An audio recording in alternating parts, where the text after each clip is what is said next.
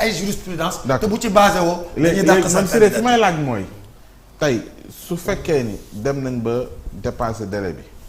et que ñu dem ba ci cappaandaw Ousmane Sonko am dëgg naka la ñuy réparer. très bien xam nga loolu mooy le principe général du droit et de la justice c'est de réparer des torts et ce n'est pas de causer des préjudices foofu laay expliquer yow lu tax ma ni la par exemple même conséquence ñeneen ñi ngay wax noonu seen rôle fondamentalement du tooñ mais bañ a tooñ lay nekk ak tegal dëgg dès lors que le principe général du droit c'est de réparer les torts et de ne pas causer les préjudices en l'espèce ici Ousmane Sonko boo xoolee théorie bi comme ni nga ko bëgg a xalaatee ñu àtte ko ñàkkal pour dem jëli benn jurisprudence mais d'abord foofu fan lay jëlee jurisprudence bi. am na. fan lay jëlee jurisprudence bi. soo paree ma wax la. d'accord fan lay jëlee jurisprudence bi benn candidat ñu dissoudre parti et xam nga jurisprudence bi yaa ngi koy jëlee su fekkee le texte en soi. Il y a un vide juridique ou bien l'interprétation du texte peut prêter à ambivalence su boobaa mën nga dem recourir ci jurisprudence mais lu ni këtt ni jonn ñu bind ko. malheureusement j'ai pas mené le code électoral. mais léegi fan yi moom. chaque jour moom lay fanaan. c'est très bien. moom day gàddu code yëpp ñëw teg code électoral. non mooy bi mu naan le recours suspensif. mooy fi ñuy suspensif expliquer dafa naa L57 xoolal à partir de L57 et cetera. comprendre léegi danaa ko def sax comme ni ñu daan def booy xam nga bu ñu daan brailler dañ daan jël suñu kaye dugal ko ci biir fii quoi brailler ko moom di dox ak moom parce que code bi moom man léegi dootuma ñu werante quoi parce que damay génne code bi rek. ne la code bi lii nañ bën. c'est-à-dire que grave li ñu bind. ak interprétation mën na différent. waaw d'accord ci beneen léegi d'accord mais c'est que moo may expliquer. si tant est que nous sommes encore dans une démocratie, dit-on. Si tant est que nous sommes encore dans une république. Si tant est que dañu bëgg des élections disons libres, transparentes, démocratiques et inclusives. Pourquoi? Et là c'est une question que je repose. C'est-à-dire que pourquoi cette forme d'acharnement sur un candidat? Alors que pour les autres candidats pratiquement dafa mel ni élection yi daal moom benn candidat moo ci am quoi muy Ousmane Sonko et il y a un principe qui dit que qui peut le plus peut le moins. Comment se fait-il que quand nous sommes dans la République et dans un état de droit le pouvoir exécutif puisse défier le pouvoir judiciaire? Mais c'est ça mon problème il est fondamentalement à ce niveau. Le pouvoir exécutif qui défie le pouvoir judiciaire. Et n'oubliez pas que le Conseil constitutionnel relève du pouvoir judiciaire. Et la décision là engage tout un pouvoir qui est le pouvoir judiciaire. Moo tax j'aime bien quand Cheikh Omar parle de la dualité. Affaire Sonko doo ko analyser jamais ci affaire juridique bàyyi politique mais doo ko analyser jamais ci politique bàyyi juridique. Les deux sont intimement liés. Or suñ ko dee analyser du point de vue juridique est-ce que tey le Conseil constitutionnel peut aller à l'encontre de l'exécutif?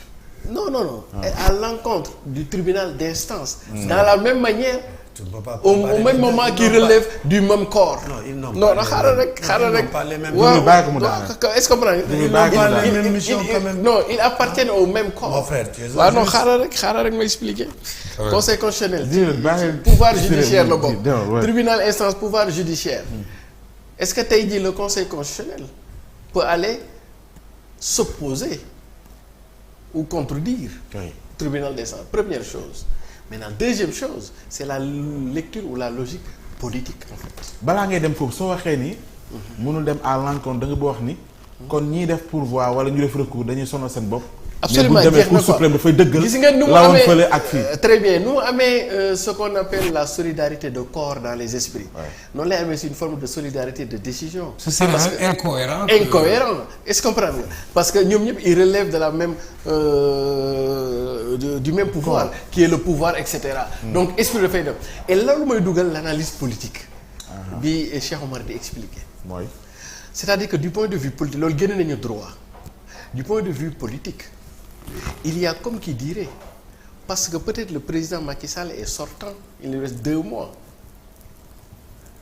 que les piliers parce que régime boo gis ci ñaari piliers lay taxaw ce qu'on appelle la justice et ce qu'on appelle les forces de défense et de sécurité. Ouais. Est-ce qu'à l'état actuel la lecture politique d'une décision judiciaire c'est que l'un de ces piliers qui est la justice est en train de lâcher le pouvoir Macky Sall en prenant ses responsabilités. Est-ce que dans cette logique-là et là on est dans l'analyse politique dans cette logique-là où le tribunal d'instance a me semble-t-il pris sa liberté et sa responsabilité est-ce que ça ne va pas encourager du point de vue politique et le Conseil constitutionnel bu ñu ci àggee mu jël aussi sa responsabilité qui ne serait rien d'autre que suivre etc. Et que demain si la justice s'émancipe du régime en place demain c'est les forces de défense et de sécurité parce que su boobaa kenn du leen mën a def loolu lu ne parce que dañ naan saa waa ji day dem comprendre kon man it li may def naa koy seet. kon dañ il faut ñu déggee ci loolu. très bien que li nekk di c'est-à-dire que très bien. c'est au-delà même. absolument ay très bien décisions yu très bien man damaa jàpp ne. boo ko analyser du point de vue politique président régime boo gis ci ñaari bànqaas lay taxaw. tant que bi nga am ñaari bànqaas yooyu fii ba suba ba ngoon ku fi déconné nix li régime bi bëgg mooy am mooy lan justice ak force de défense et de sécurité gis nga ñaar yooyu régime bu ko maîtriser ce régime daanoogul. même bu fekkee Ousmane Sonko moo taxaw en face de toi tant que yaa ngi koy maîtriser rek ce régime daanoogul mais par contre boo ci commencé di bàyyi benn rek tey nga dee te il m'a semblé à l'état actuel régime pilier bi njëkk a cédé c'est la justice te li la koy wan mooy lay xew tribunal de première instance te su commencé cédé rek digue bi day cédé est-ce que comprendre nga ca kaw it lu ñu bëgg danañu mujj cédé parce que xam nañu lii ñëw nii ouragan la danañ fay topp te bu loolu séddee ñële tamit dañuy mujj séddee. parce que su ëllëgee. la ma laajoon code électoral. waaw xaaral ma liiral article 47. du code électoral du Sénégal. mu ne la partie adverse aura un délai de 8 jours à compter de la notification pour produire sa défense au greffe du tribunal d'instance. Passé ce délai, le greffier adresse sans frais la requête accompagnée de toutes les autres pièces fournies par les parties au greffe de la Cour suprême qui l'a transcrit sur son registre. Mu ne la Cour suprême porte aussitôt l'affaire à l'audience et statue sans frais le procureur général entendu. Mu ne en tout état de cause, compte tenu des délais en vigueur au niveau de certaines juridictions, les décisions de justice rendues et transmises à l'autorité compétente ou au service de gestion du fichier électoral seront immédiatement prises en compte et traitées dans le sens prescrit par la loi. Nonobstant la clôture de la période de révision et du traitement des nonobstant boo ko déggee mooy ni waaw. non dama lay lire donc c'est pas suspensif. non. ah waaw kon mën naa jëlaat dernier paragraphe. waaye léegi français la. léegi déglu leen dernier paragraphe dafa ne. Et en tout état de cause, compte tenu des délais en vigueur au niveau de certaines juridictions, les décisions de justice rendues et transmises à l'autorité compétente ou au service de gestion du fichier électoral seront immédiatement Johnny prises en compte et traitées dans le sens prescrit. Dans le sens prescrit par la justice. Voilà, immédiatement. Nonobstant, même si. Et sans préjudice. La clôture de la période de révision, de traitement, des mouvements, même malgré que lii yëpp am na. terewul décision bi c'est immédiat. ku mën a dindi mën naa dugalaat. waaw mooy article 47. foofu laa lay waxee ne la même bu délai yi demee kon da nga jàpp ba fii. délai yi malgré li ñu koy waxee yëpp et tout. maa ngi ñëw ci yow Djibril xaaral rek ñoom ñu ngi wax. ku nekk ak temps la. le droit est très vaste. oui maa ngi ñëw Djibril s'il vous plaît. demandé le code électoral. waaw ma génne d'accord Cheikh Omar leer na maa ngi ñëw ci yow.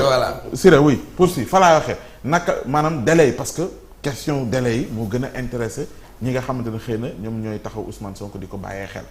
ma lay wax ni au delà délai yi bu amoon que ba tey exécuté wuñ li nga xam mooy décision bi nu ñuy fexe ba réparer ko su dee ni am na dëgg sànq li nga wax mooy ni Cour suprême mënul fexe ba du dem ci sensu la woon Ziguinchor la woon barki démb. très bien léegi nag nu ñuy def ba régler ko mooy la réponse politique quoi avec une question judiciaire.